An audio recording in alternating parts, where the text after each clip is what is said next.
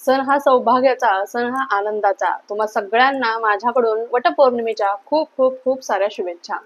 बघा, वटपौर्णिमा आलेली आहे येत्या 10 तारखेला. 10 तारखेला वटपौर्णिमा आहे. तर त्यानिमित्त आज आपण पाहणार आहोत की वटसावित्रीची पूजा कशा पद्धतीने करायची. तुम्हाला मासिक पिरियड्स असतील, तुमची तारीख असेल, तुमचा 4था दिवस असेल, तर त्या दिवशी पूजा कशी करायची. सुतक वगैरे असेल तर पूजा करावी का. त्याच पद्धतीने बघा, शुभरंग कोणता, त्याच पद्धतीने गरोदर स्त्रियांनी ही पूजा केली तर चालते का किंवा कशी करावी या संबंधीचा आजचा आपला व्हिडिओ असणार आहे. त्यामुळे व्हिडिओ स्किप न करता शेवटपर्यंत पाहायला अजिबात विसरायचा नाहीये. नमस्कार, मी पूजा. आपल्या चॅनलवर तुम्हा सगळ्यांचं पुन्हा एकदा खूप खूप मनापासून स्वागत करते. तुमच्या सगळ्या इच्छा स्वामी महाराज लवकरात लवकर पूर्ण करत ही स्वामींचरणी प्रार्थना करते व आजच्या आपल्या व्हिडिओला सुरुवात करते. तर वटपौर्णिमा ही येत्या 10 तारखेला आहे. बघा, पौर्णिमेचा प्रारंभ 10 तारखेला सकाळी 11:36 होत आहे. सकाळी 11:36 पौर्णिमेचा प्रारंभ होत आहे व दुसऱ्या दिवशी दुपारी म्हणजे 11 तारखेला दुपारी 1:14 ही पौर्णिमेची तिथी असणार आहे. त्यामुळे वटपौर्णिमा ही आपल्याला 10 तारखेला साजरी करायची आहे. तर वटपौर्णिमा ही 10 तारखेला आलेली आहे. बघा, तर या दिवशी आपल्याला वटसावित्रीची पूजा करायची आहे. तर सगळ्यात अगोदर वटसावित्रीची पूजा का केली जाते हे तुम्हाला माहिती आहे का. तर बघा, अश्वपद नावाचा राजा भद्र राज्याचा राजा होता. त्याला कधीही बालसुख लाभलं नाही, म्हणजे कधी बालसुख अनुभवता आलं नाही. त्यामुळे त्याने 18 वर्ष घोर तपश्चर्या केली व त्याला कन्या रत्न प्राप्त झाले व त्या कन्येचे नाव ठेवले होते सावित्री. सावित्री ही खूप सुंदर, रूपवान व देखणी होती. सावित्री जसजशी मोठी होईल तसं तिच्या लग्नाची चिंता तिच्या वडिलांना भासू लागली.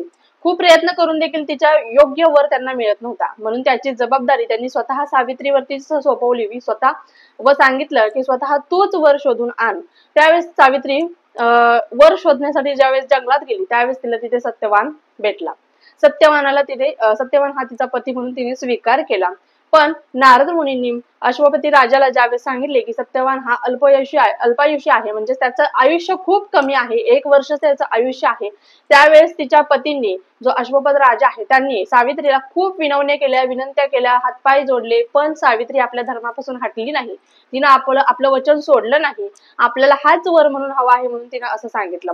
तिला माहित होतं की सत्यवान हा अल्पायुषी आहे, तिचं 1 वर्षाच्या वर तो जगणार नाही, तरी देखील तिने त्याच्याशीच विवाह केला. बघा, मोठ्या राजवाड्यातली कन्या जंगलामध्ये एका झोपडीमध्ये गेली आणि सत्यवानात देखील राज्य गेलं होतं. त्याचे आई वडील होते, सासू सासरे तिचे, म्हणजे ते आंधळे होते दोन्ही पण. आणि सत्यवान हा लाकडं तोडून वगैरे भाकरी भाजी खात होता. पण सावित्री ही आपल्या धर्मापासून हटली नाही. सत्यवानासोबत तिने विवाह केला. जसजसे दिवस जवळ येऊ लागले, मृत्यूची तारीख कोणती आहे ती देखील सावित्रीला माहित होती. मृत्यूचा दिवस जसजसा जवळ येऊ लागला तशी सावित्रीचं मन अधीर होऊ लागलं. तिने मृत्यूचा जो दिवस आहे त्याच्या 3 दिवसापासूनच व्रताला सुरुवात केली, उपवास करायला सुरुवात केली. आणि जो दिवस होता मृत्यूचा, तो नारदांनी येऊन तिला सांगितलं की आज अशा अशा प्रकारे सत्यवानाचा मृत्यू होणार आहे. तर त्यावेळेस तिने काय केलं, ती सत्यवानाला कधी एकटी सोडत नव्हती. सत्यवान जंगलात जेवण बनवण्यासाठी लाकडे तोडण्यासाठी गेला होता. तो लाकडे तोडण्यासाठी झाडावर ज्यावेळेस चढला तर त्यावेळेस त्याला चक्कर आली व तो खाली पडला आणि त्यावेळेस त्याचा मृत्यू झाला. सावित्रीने त्याला घट्ट मिठी मारली व त्याला त्याची मिठी सोडलीच नाही. त्यावेळेस तिला दिसलं की यमराज येत आहेत. यमराज सत्यवानाचे प्राण घेऊन जात असताना सावित्री देखील त्यांच्या मागे लागली. सावित्री हटली नाही. यमराजांनी खूप तिला नकार दिला, येऊ नको मागे, तरी देखील सावित्री म्हणली जिथे माझा नवरा जाईल तिथे मी येणार. त्यावेळेस शेवटी यमराज थकले. अक्षरशः यमराजाच्या मागे ती खूप वेगाने लागली होती, कारण ती पतिव्रता होती. बघा, त्यावेळेस तिने काय केलं, यमराजांनी असं ठरवलं की एक युक्ती करूया आणि हिला 3 वर देऊया आणि हिला माघारी जायला सांगूया, पण हिला प्राण काय देणार नाही मी. ठीक आहे म्हणले. यमराज म्हणले की तुला 3 वर मागायला देतो, तुला वरदान देतो की तू 3 वर माग आणि तू 3 वर मागायचे आणि माघारी निघून जायचं. त्यावेळेस सावित्री देखील तयार झाली. यमराजांना वाटले की बरं झालं की ही तयार झाली, आता हिला 3 वरदान द्यायचे आणि ही निघून जाईल. पण सावित्रीने 3 वरदान मागितले. पहिलं वरदान मागितले आंधळ्या सासू सासऱ्यांची डोळे दृष्टी परत यावी. दुसरा वर मागितले गेलेले राज्य परत मिळावे आणि तिसरा वर मागितलं की मला संतान प्राप्ती व्हावी. त्यावेळेस यमराजांनी कोणताही मनात शंका न आणता, विचार न करता तथास्तु व प्रसन्न भो असा वर दिला आणि यमराज पुढे जाऊ लागले. त्यावेळेस सावित्रीने परत त्यांची वाट अडवली. त्यावेळेस यमराज म्हणले की तुला जे पाहिजे होतं ते मी दिलेलं आहे, आता तू आम्हाला कशाला अडवतेस. त्यावेळेस सावित्री बोलली की मी खरी पतिव्रता आहे, तुम्ही मला संतान प्राप्तीचं वर दिलेलं आहे, त्यामुळे तुम्ही माझ्या पतीचे प्राण घेऊन जाऊ शकत नाही. त्यावेळेस यमराजाने तिथे हार मानली आणि सावित्रीला तिचे पतीचे प्राण माघारी दिले. अशा पद्धतीची ही कथा आहे. इतकी सुंदर व सौभाग्याचा हा सण आहे. त्यामुळे या दिवशी वटपौर्णिमेच्या दिवशी जर तुम्ही वडाची पूजा केली, वटसावित्रीची कथा ऐकली तर आपल्या नवऱ्याचं आयुष्य दीर्घायुष्य वाढतं. आता तुम्हाला समजलंच असेल वडाची पूजा आपण का करतो. वडाचं झाड दीर्घायुष्य आहे आणि आपल्या पतीला दीर्घायुष्य मिळावं यासाठी आपण वडाच्या झाडाची पूजा करत असतो. तुम्हाला समजलंच असेल. आता पहिला प्रश्न, मासिक पाळी आहे, मासिक पाळीचा 4था दिवस आहे, मग आम्ही 2-3 वेळा दिवसातून 2 वेळा आंघोळ करून डोक्यावरून पाणी घेऊन मग वडाची पूजा केली तर चालेल का. भरपूर जण असं सांगतील देखील तुम्हाला की 4था दिवस आहे, काय नाही, डोक्यावरून पाणी घेतलेस ना तू संपला विषय, असं देखील सांगतील. पण तुमचा जर फ्लो होत नसेल तरच तुम्ही वडाची पूजा करायला जा, नाही तर जाऊ नका. कारण बघा आपला कितवा दिवस आहे हे महत्वाचं नाहीये, आपला कितवा दिवस आहे हे महत्वाचं नाहीये, आपला फ्लो किती आहे हे महत्वाचं आहे. जर तुम्हाला फ्लो चालूच असेल, जर तुमचा फ्लो सुरूच असेल तर तुम्ही पूजा कशा काय करणार. तुमचं मन तर लागेल का तिथं, तुमचं लक्ष दुसरीकडेच असणार आहे, तुमचं मन तिथे लागेल का, तर नाही. अशा वेळेस ही एक चूक करायची नाहीये तुम्हाला. 4था दिवस जरी असला, फ्लो सुरू असेल तर तुम्ही वडाची पूजा करू नका. मी तर माझं पर्सनली मत तुम्हाला सांगेन.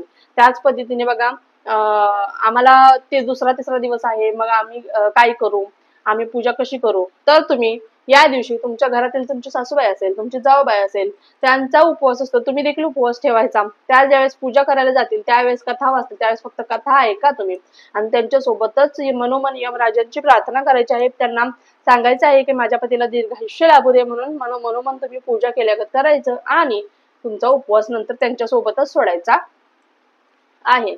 अशा पद्धतीने तुम्हाला मासिक पिरियड्स किंवा 4था दिवस असेल तर तुम्ही हे करायचं आहे. नंतर बघा सुतक वगैरे आलं, सुतक वगैरे आलं तर आपण अर्थात काहीच करू शकत नाही. तुम्हाला देखील माहित आहे, अर्थात काहीच करू शकत नाही. सुतक असतं, विटाळ असतं, आपण काही करू शकत नाही. त्यामुळे यावेळेस देखील तुम्ही अशा प्रकारे कथा ऐकायची, मनोमन प्रार्थना करायची, उपवास अर्ध्या दिवसाचा करायचा आणि बायका तिथे तुम्हाला दिसतात, तुमच्या जवळपास झाड असेल त्या धागा वगैरे वडाच्या फेऱ्या वगैरे घालून आल्या, पूजा करून आल्या की ज्यावेळेस त्या उपवास सोडतील त्यावेळेस आपण उपवास सोडायचा आहे किंवा मनोमन प्रार्थना करायची आहे, कथा ऐकायची आहे आणि उपवास सोडून द्यायचा आहे, सुतक वगैरे असलं तरी देखील. त्याच पद्धतीने आता सगळ्यात महत्वाचा प्रश्न, गर्भवती स्त्रियांनी पूजा करावी का, वडाला फेऱ्या घालाव्या का. बघा एक गर्भवती स्त्री तिच्या 7व्या महिन्यापर्यंत, म्हणजे तिला 7वा महिना 6व्या महिन्यापर्यंत ती पूजा करू शकते, वडाला फेऱ्या घालू शकते. पण 7वा महिना असेल, 7व्या महिन्यापासून पुढे, तसं तर म्हणलं जातं की 5व्या महिन्यापासूनच बाईला बघा व्रत, 4था महिना वगैरे लागला की व्रत वगैरे डॉक्टर पूर्णपणे नकार देतात. असं म्हणतात की ते आपल्याला रुजू होत नाही आणि आपल्या पोटामध्ये एक जीव वाढत असतो, त्याचे हाल आपण करायचे नाही. त्यामुळे आपल्याला उपवास करण्यास साफ नकार डॉक्टर देतात यावेळेस पण तुम्हाला तुमच्या डॉक्टरने उपवास करायला सांगितलं असेल, तुमच्या तब्येतीची काळजी घेत तुम्ही उपवास करणार असाल तर तुम्ही करा, काही हरकत नाहीये. त्याच पद्धतीने 7व्या महिन्याच्या पुढे असाल तर तुम्हाला वडाची पूजा तुम्ही फक्त करून यायची आहे. तुम्हाला फेऱ्या तुम्ही 7व्या महिन्याच्या नंतर मारायच्या नाहीयेत.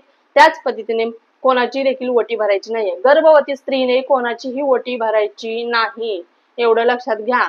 कारण आपली स्वतःची ओटी भरलेली असते, आपल्या गर्भामध्ये एक मूल वाढत असतं, त्यामुळे आपण दुसऱ्या कोणाची ओटी भरायची नाही. हळदी कुंकू फक्त गर्भवती स्त्रियांनी एकमेकींना फक्त हळदी कुंकू लावायचं आहे, ओटी भरायची नाही, एवढी एक दक्षता तुम्हाला घ्यायची आहे.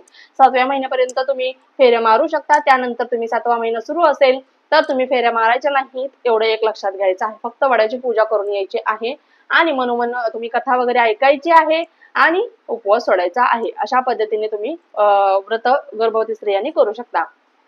त्याच पद्धतीने आता शुभ रंग कोणता, अशुभ रंग कोणता याच्या संबंधी देखील भरपूर व्हिडिओ येतात. आणि बघा मला एक सांगायचं आहे, हा सण सौभाग्याचा आहे, हा सण सौभाग्याचा आहे. त्यामुळे यामध्ये शुभ अशुभ असं काहीही नाही. त्यातल्या त्यात तुम्हाला हवंच असेल तर लाल आणि हिरवा रंग, लाल रंग सौभाग्याचं प्रतीक मानलं जातं, हिरवा रंग सुख व समृद्धीचं प्रतीक मानलं जातं. तुम्हाला नेसायचे असतील, एखादा असतं की शुभ आणि अशुभ आम्हाला पाहिजेलच आहे, शुभ पाहिजेलच आहे, तर हे 2 रंग तुम्ही नेसा. आणि ज्यांना काही टेन्शन नाहीये त्यांनी बघा या दिवशी सौभाग्याचा सण आहे, या दिवशी सर्व स्त्रियांनी एकत्र येऊन हा सण साजरा करायचा असतो. सर्व 16 शृंगाराने स्त्रीने नटायचं असतं आणि फक्त काठपदराच्या साडीला महत्व आहे. कोणतीही साडी नेसा, अगदी नवीच साडी आणावी असं देखील काही नाहीये बरं का. भरपूर जण सांगतात की वटपौर्णिमेला नवीच साडी नेसली पाहिजे, असं देखील काही नाहीये. तुमच्या घरातली कोणतीही काठपदराची साडी असेल तर ती काठपदराची साडी तेवढी नेसावी. असं सांगितलं जाते की सणवार असले तर काठपदराची साडी नेसावी. त्यामुळे तुम्ही काठपदराची साडी नेसा, नवीन आणावीच असं काही नाहीये. तुमचा पहिलाच वटपौर्णिमेचा सण असेल तर अर्थात तुमची नवीन साडी असणार आहे. आणि सोळा शृंगार, हातात बांगड्या वगैरे घालून सोळा शृंगाराने नटून आपण वडाची पूजा करायची आहे. शुभ अशुभ असं काही नाही, मला तर असं वाटतं. पण प्रत्येकाची विचारसरणी ही वेगळी असते, प्रत्येकाची विचार करण्याची कुवत ही वेगळी असते. आणि त्यामुळे आता मी मासिक पिरियडच वगैरे सांगितलं, यात ज्यांना पटेल त्यांनी करा, की जेव्हा ज्यांना नाही पटणार त्यांनी करू नका. हे देखील तुम्हाला मी सांगते. कारण बघा, भरपूर लोक असे असतात की व्हिडिओ तर बघतात पण त्याच्यावरती परत दुसरी कमेंट येऊन जाते कधी कधी. दरवेळेस नाही येत पण कधी कधी येऊन जाते. तर अशा पद्धतीने वटपौर्णिमेचा हा सण साजरा करायचा आहे. तुमच्या प्रश्नांची तुम्हाला उत्तरे मिळालीच असतील तर वटपौर्णिमा 10 तारखेला आहे, आज 1 तारीख आहे. तर या पिरियड मध्ये तुम्हाला आता तुम्ही कधीही व्हिडिओ पहा, तुम्हाला समजेलच आपल्याला काय करायचं व काय नाही करायचं आहे. व्हिडिओ आवडला असल्यास व्हिडिओला लाईक करा, शेअर करा, सबस्क्राईब करा. तुमच्या काही शंका असतील तर आवर्जून कमेंट बॉक्स मध्ये विचारायला अजिबात विसरू नका. पुन्हा एकदा व्हिडिओ अशाच एका नवीन व्हिडिओ सोबत, तोपर्यंत झालेली सेवा स्वामींच्या रुजू करते. श्री स्वामी समर्थ. धन्यवाद.